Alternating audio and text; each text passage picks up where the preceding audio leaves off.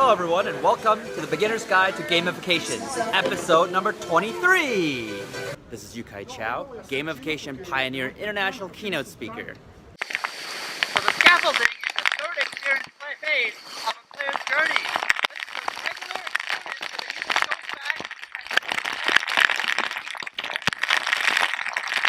back. The scaffolding phase is one of the most important phases in the player's journey because that's where the main activities at. Even if you have an amazing onboarding experience, if the scaffolding is boring, then most people drop out. And you have to really think how to incorporate those 8 core drives into the process so that there's always a motivation for the user to come back, continue to do repetitive activities over and over again on a daily basis. And you really have to optimize for that process. So some key principles in the scaffolding phase is that you must constantly give more feedback mechanics to remind people of the epic meaning and calling, core drive 1. Whatever they do, hey, you just saved lives, hey, you just did something great, hey, people are just helped out. It's very important to maintain that epic meaning and calling in the scaffolding phase. You need to still make people feel like there's a sense of progress, a journey. It's very important to consider the path to mastery. So nothing goes in circles. The scaffolding phase is where you really want to design for the core drive 3, empowerment of creativity and feedback. Now remember I talked about how core drive 3 is the golden right top corners, white hat and intrinsic right brain and motivation. This is where the scaffolding must shine, empowerment of creativity and feedback. You really want to make sure users have meaningful choices, something called plant pickers, so they can express style and strategy. Generally, if everyone plays the game the exact same way, there's no meaningful choices and it's not as engaging. And this is what happens with a lot of gamification platforms where it's like, it's a system where you do this, you hit the win state, do this, you hit the win state. There's no meaningful choices, there's no strategy to it. Everyone plays the same way.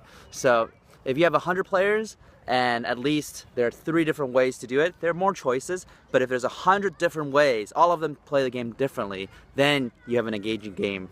One of the best ways to implement core drive 3, empowerment of creativity and feedback, is to add what Jesse Schell, game designer, calls triangularity, which is give users a choice between a short run instant gratification but low reward type of path or a long-term high reward path that requires more patience and more risk, more effort. So now you have to choose, do I want the short-term quick wins or do I want the long-term meaningful activity? And that's a way to add empowerment of creativity and feedback into your scaffolding phase. Hey look, there's a camera of me.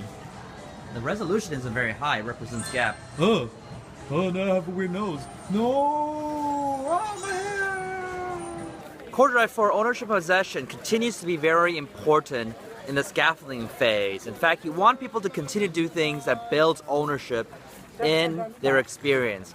Nir Eyal, the best-selling author of Hooked, How to Build Habit-Forming Products, talks about the 4th phase of the Hook model being investment. So after a trigger, after an action and a variable reward, you want them to put something into the system, an investment, so there's a reason to come back and be more engaged later on. During the scaffolding phase, that's also when you can start introducing your collection sets and ownership and possession. And oftentimes during this phase, most people still won't care that much about the collection because it's still unclear what it's for.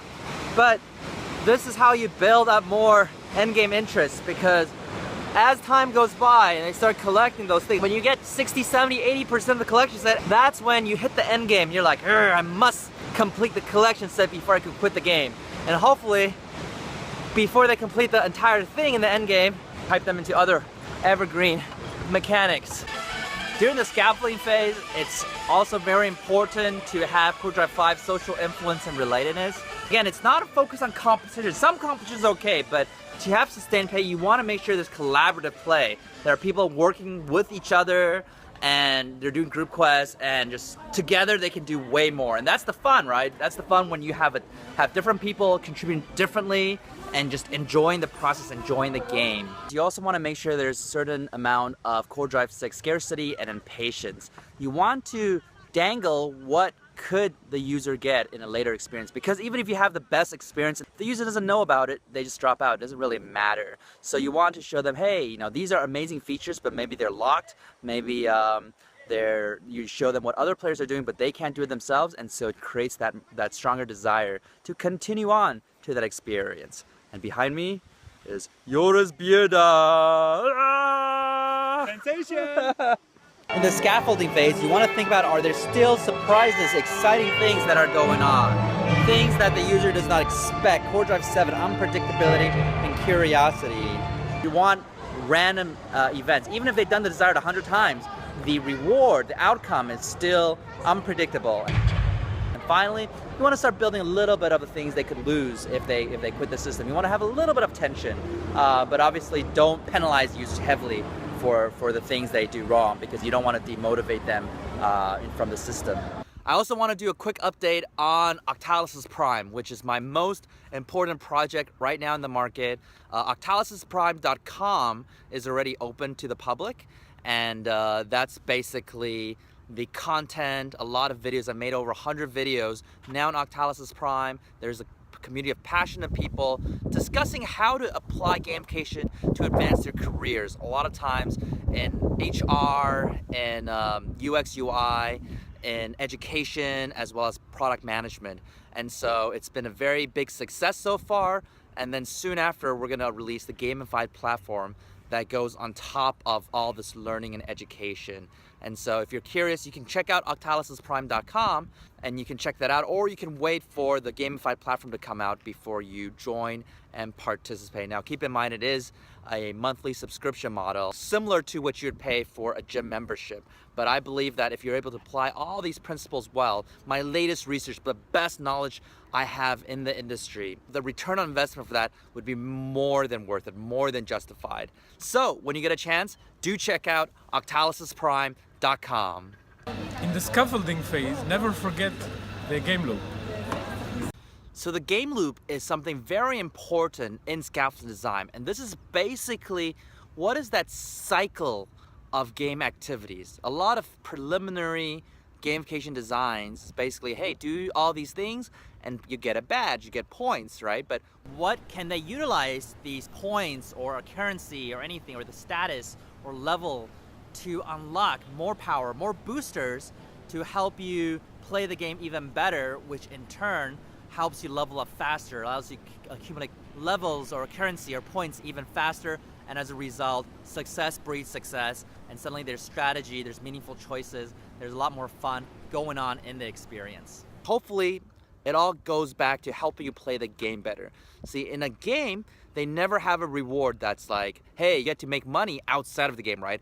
All the stuff you earn allows you to go back to play the game more, or earn more status to other people, or exchange for things that you care about. And you want to think about what exactly is the game loop in your experience, because without the game loop, it's a linear experience and it's not as fun, it's not as interesting, and there's no sense of optimization. So there's a lot less Core Drive 3 empowerment of creativity and feedback. So you want to understand, what is the game loop? How do you incorporate boosters? How do you incorporate surprises, mystery box, Easter eggs, and also how to build social status through the scaffolding designs. And this concludes the Beginner's Guide to Gamification, episode number 23.